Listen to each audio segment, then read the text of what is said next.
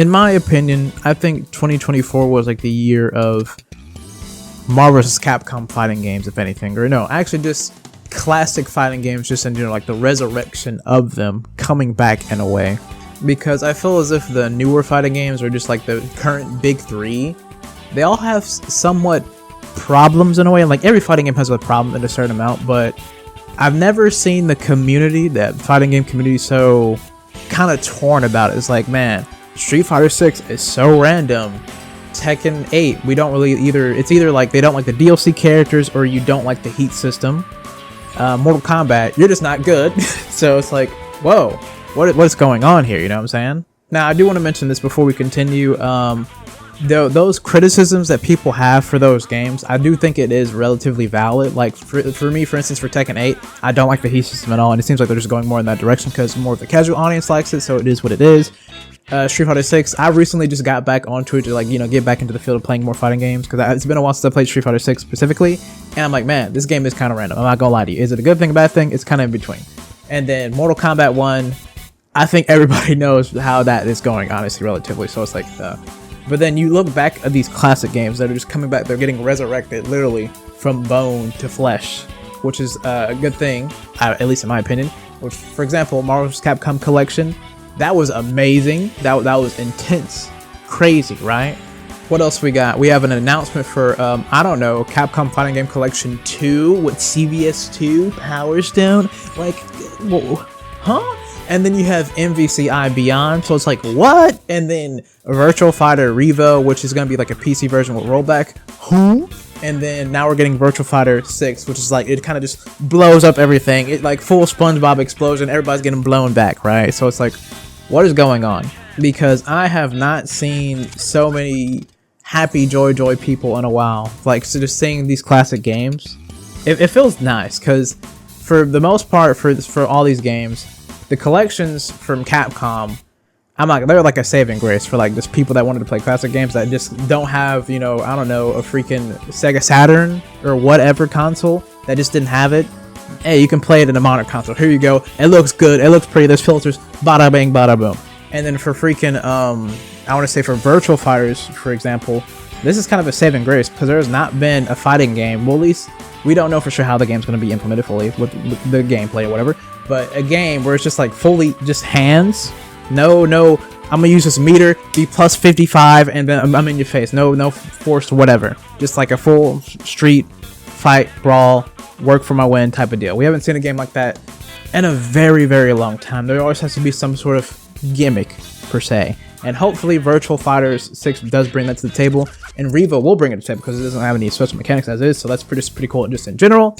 So it's like, there's kind of a thing for everybody for these older fighting games coming back in a way. You know what I'm saying?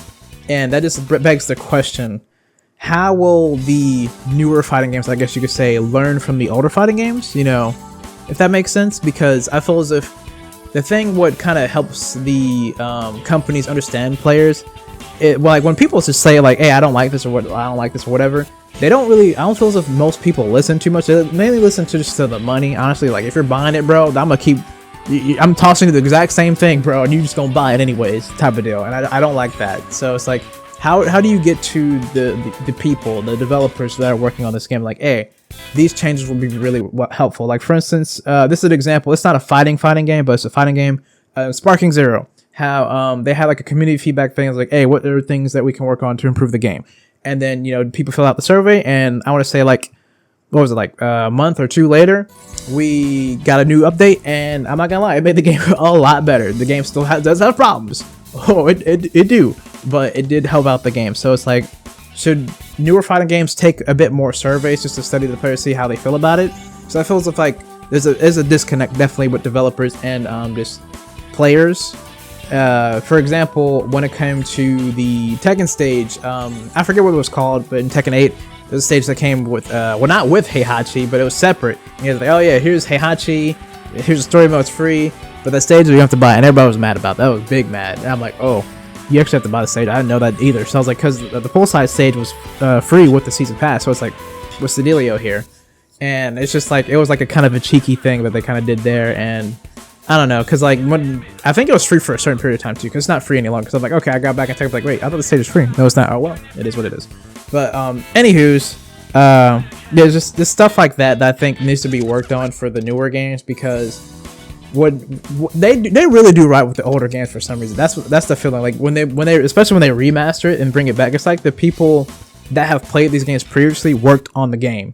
It's like, we know what you guys want, and if it doesn't feel that way when it comes to the newer games in a certain degree, not all of the newer games, but just, you know, some of them, it feels like they're just not listening, or maybe it's just somebody else saying, we don't care what you're saying, we're gonna keep it going. Maybe not everybody agrees with that statement, but I don't know, but that's what it just feels like to me. Or it could just be like, you know, they don't have the time or the money to necessarily do all these assets they want to do, because, you know, the game needs to be released at a certain time, or whatever, because that has happened obviously too. And I feel as if that's probably what has happened to Mortal Kombat 1, if I'm being honest. It probably was going to be a very different game. The camera system was still going to be there, but it would have been even crazier, honestly. But who knows when it comes to that. But I think it was more due to time, honestly. That's what it looks like personally to me as I was playing it. I'm like, man, it feels as if this guy had just a little bit more time in the oven, it could have been amazing, but I don't know. But yeah, when it comes to 2024 and it comes to fighting games, I feel as if definitely it was the year of classic fighting games for sure. And when it comes down to the newer fighting games, relatively, they do really well. Because I didn't even mention like Rivals 2. I didn't mention Grand Blue Rising. I didn't mention Under Night Birth 2. They're all doing good. I don't hear any complaints about those games relatively. I could be wrong, but I don't hear anything negative. Now, when it comes to the big three, there's a bit of concerns here and there. But I'm gonna be honest, I think there is a kind of a good thing that there's a bit of discourse for those games, so they can improve upon and make it a better game overall. Like, I think discussion is a very important thing. It shouldn't be just closed. Like, no, shut up. No, let people talk. It's fine, because what if their criticisms actually do help improve the game, right? And for instance, another thing I want to continue on with. Me personally, I think Street Fighter 6 is actually doing relatively fine. I think it's doing the best out of all of the big three. I think it's generally doing the best, because there's been like less complaints about it, if we're being real here. And when Season 3 happens, I feel as if a lot of people are just going to be in the hype train anyways with the new system mechanic they're going to add, because they're probably going to add one, and the characters are going to add. So Street Fighter 6, I think it's the finest out of all of them. Tekken 8, that's a bit more hard because it's mainly system mechanics. Because DLC, the next season could have an amazing DLC and it'll be fine, but the system mechanics is what gets people like kind of put off on that game. So like that can be changed relatively easily too, technically just one patch or something like that. You know what I'm saying? So, you know, but it's still worth for people to talk about like how they're gonna go about the game or whatever, right? And then when it comes to MK1, I think we all know the game just needed more time in the oven. It didn't get that.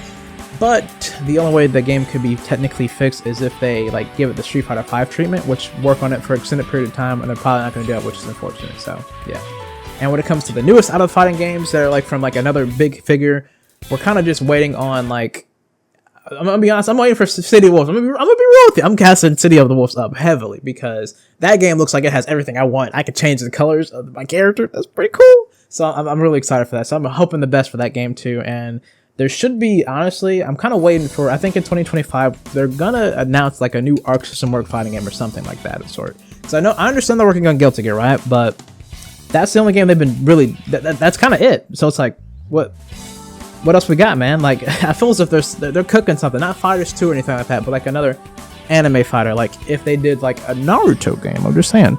I don't think they would do a One Piece game unless, well, I have a concept of how they could do that, but I'm gonna talk about that in maybe like a future video or something like that. But another anime fighter, essentially, because at this point, the only games that are coming out that are fighting games is like collection stuff, Fatal Fury, City of the Wolves, and Virtual Fighters. So it's like, I think we're missing something here, and I think it's gonna be like an anime fighter. So that's just my opinion. But yeah, essentially though, 2024.